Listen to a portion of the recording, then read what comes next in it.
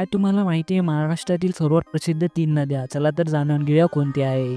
Number 3 Godavari नदी. गोदावरी नदी ही महाराष्ट्रातील सर्वात मोठी नदी आहे. नाशिकच्या त्र्यंबकेश्वर येथून उगम पावते. तिला दक्षिण गंगा म्हणूनही ओळखले जाते. ती नाशिक, छत्रपती संभाजीनगर, नांदेडमधूनही वाहते आणि बंगालच्या उपसागराला जाऊन मिळते. यूट्यूब चार्ट्सवर तिचे तीर्थदर्शक आणि सांस्कृतिक महत्त्व दाखवता येईल. नंबर 2 कृष्णा नदी. कृष्णा नदीचा उगम सातारा जिल्ह्यातील महाबळेश्वर येथे होतो आणि ती सांगली, कोल्हापूरमधून वाहते.